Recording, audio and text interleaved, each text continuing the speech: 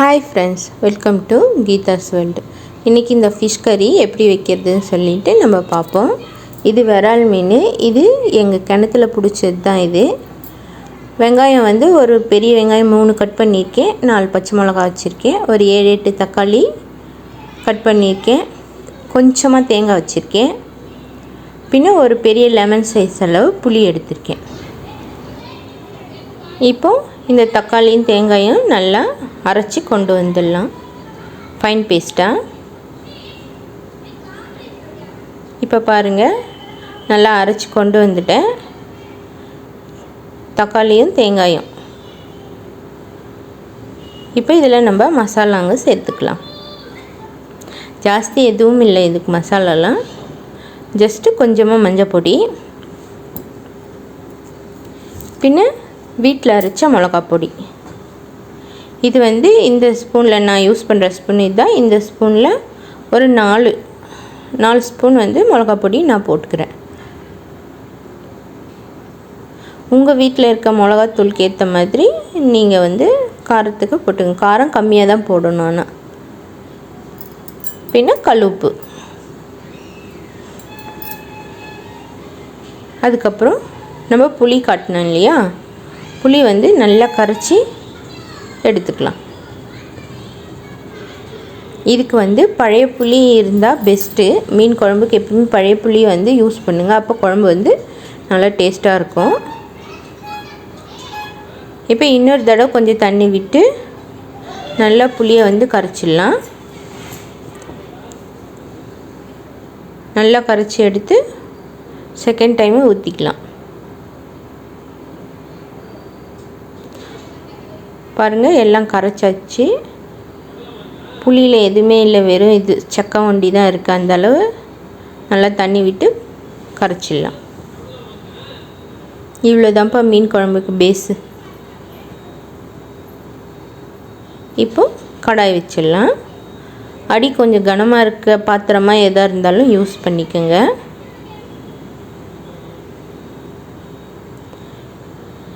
இப்போ நான் கடலை எண்ணெய் தான் யூஸ் பண்ணுறேன். நீங்கள் தேங்காய் எண்ணெய் இருந்துச்சுன்னா தேங்காய் எண்ணெய் போட்டுக்கோங்க. அப்போ இன்னும் மீன் குழம்பு இன்னும் நல்லா டேஸ்ட்டாக இருக்கும். இது மீன் குழம்புக்கு கொஞ்சம் எண்ணெய் ஜாஸ்தி தான் இருக்கணும்ப்பா, அப்போ தான் டேஸ்ட்டாக இருக்கும். இது எல்லாருக்கும் தெரியும், புதுசாக சமைக்கிறவங்களுக்காக சொல்கிறேன். இப்போ எண்ணெய் சூடானோன்னு கடுகு போட்டுக்கலாம்.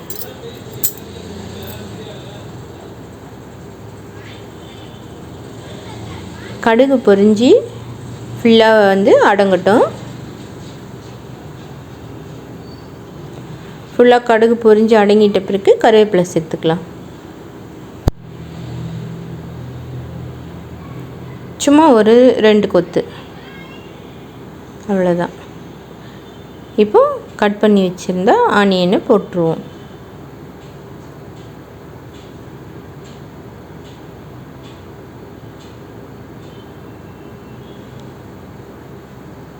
இப்போ ஆனியன் ஃப்ரை பண்ணலாம்.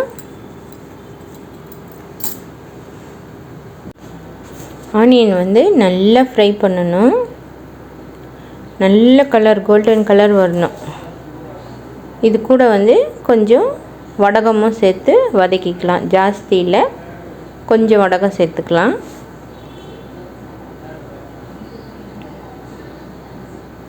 இது வெங்காய வடகம் தான். இது நல்லா ஃப்ரை பண்ணலாம். நான் காட்டுறேன், இருங்க.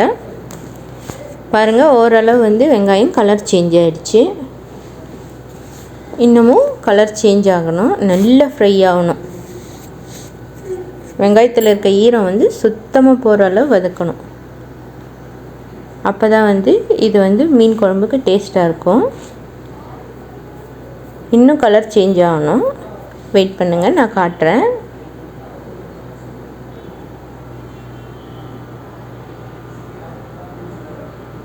பாருங்கள், நல்லா ரோஸ்ட் ஆகிடுச்சு. நல்லா கோல்டன் கலர்ன்றது வந்துருச்சு. இன்னும் இது கொஞ்சம் கலர் சேஞ்ச் ஆகணும். நீங்கள் வெங்காயம் தீஞ்சிடுச்சு, இல்லை இவ்வளோ ப்ரௌன் ஆகிடுச்சு, குழம்பு நல்லா இருக்கும், அதோ தீஞ்ச வடை வருமோன்னு யோசிக்காதீங்க. மீன் குழம்புக்கு இந்த வெங்காயம் வந்து இந்த அளவு கோல்டு கலர் வந்து சேஞ்ச் ஆனால் தான் வந்து செம்ம டேஸ்டியாக இருக்கும். இது வந்து எனக்கு எங்கள் அம்மா சொல்லி கொடுத்த மெத்தடு. இப்படி தான் எங்கள் அம்மாவும் செய்வாங்க. கலர் இது பாருங்கள், இதுதான் பர்ஃபெக்ட் கலரு. இப்போ நம்ம ரெடி பண்ணி வச்ச புளி கரைசலை ஊற்றிடலாம்.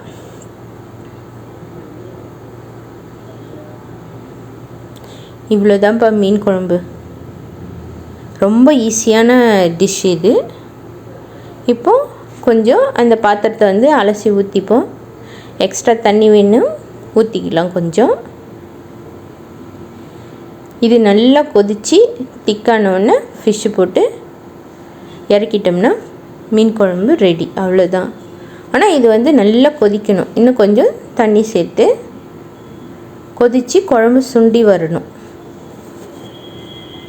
அதே மாதிரி கொதிச்சிட்டு இருக்கும்போது பச்சை மிளகாய் நான் காட்டினேன் இல்லையா, அது வீடியோவில் கிளிப்பு மிஸ் ஆகிடுச்சு. கொதிச்சிட்டு இருக்க, அதாவது கொதி வந்த பிறகு அந்த பச்சை மிளகா 3 பச்சை மிளகாயும் ஃபுல்லாகவே சேர்த்துருங்க முழுசாக. அவ்வளோதான். பாருங்கள், ஃபிஷ்ஷு போடுறதும் மிஸ் ஆகிடுச்சு, சாரி.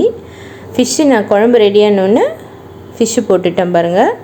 ஃபிஷ்ஷு போட்டு இப்படி நல்லா குழம்புல வந்து ஃபுல்லாக முங்குற அளவு அந்த மீனை வந்து தள்ளி விட்டுருங்க. தள்ளி விட்டுட்டு, புதுசாக சமைக்கிறவங்களுக்கு வந்து மீன் எவ்வளோ நேரம் வேகணும்னு தெரியாது. நீங்கள் வந்து ஃபிஷ்ஷு போட்டுட்டு ஸ்டவ் வந்து நல்லா ஹை ஃப்ளேம்லேயே இல்லை மீடியம் ஃப்ளேம்லேயே வச்சுக்கோங்க. கரெக்டாக 1லேருந்து 200 வரைக்கும் கவுண்ட் பண்ணுங்கள். சரிங்களா? நார்மலாக ரொம்ப ஸ்லோவெல்லாம் இல்லை, கடகடன்னு சொல்லிவிட்டு 1 2 3 4 அப்படின்னு சொல்லி 200 வரையும் சொல்லிகிட்டே இருங்க. கரெக்டாக 200 கம்ப்ளீட் ஆகிடுச்சின்னா நீங்கள் எதை பற்றியும் யோசிக்க வேண்டாம். குழம்பு வந்து ரெடி ஆகிடுச்சி. சரிங்களா? இது வந்து உங்களுக்கு தண்ணியாக வேணும்னா நீங்கள் மீன் போடுறதுக்கு முன்னாடியே கொஞ்சம் தண்ணியாக இருக்கிற மாதிரி இறக்கிக்கணும். கொஞ்சம் திக்காக வேணும்னாலும் அப்பயும் வந்து அப்போ தான் பண்ணணும், மீன் போடுறதுக்கு முன்னாடி. அவ்வளோதாங்க. ஸ்டவ் ஆஃப் பண்ணி வச்சாச்சு. இது மீன் கறி வந்து 2 மணி நேரம் ரெஸ்ட்டு கண்டிப்பாக விடுங்க. அப்போ தான் வந்து சாப்பிட டேஸ்ட்டாக இருக்கும். சூடாக சாப்பிட்டிங்கன்னா அந்தளவு டேஸ்ட் இருக்காது. நல்லா வந்து மேக்ஸிமம் 2 ஹவர்ஸ் ரெஸ்ட் விடுங்க. ரெஸ்ட்டு விட்டிங்கன்னா தான் ஃபிஷ் கறி வந்து மீனில் வந்து நல்ல உப்பு காரமெல்லாம் நல்லா ஏறி இருக்கும். சாப்பிடவும் டேஸ்ட்டாக இருக்கும் குழம்பு. சரிங்களா? எங்கள் வீட்டு கிணத்துல பிடிச்ச விரால் மீன் குழம்பு ரெடி ஆகிடுச்சி. இந்த வீடியோ உங்களுக்கு பிடிச்சிருந்தா லைக் பண்ணுங்கள், ஷேர் பண்ணுங்கள். ஏதாவது குறை இருந்தால் கமெண்ட்டில் சொல்லுங்கள். இது வரையும் பொறுமையாக பார்த்ததுக்கு தேங்க்ஸ் ஃப்ரெண்ட்ஸ். இந்த டிஷ்ஷு உங்களுக்கு பிடிச்சிருந்தா கண்டிப்பாக ட்ரை பண்ணுங்கள். ட்ரை பண்ணி பார்த்துட்டு எப்படி இருந்துச்சுன்னு எனக்கு சொல்லுங்கள். Thanks friends.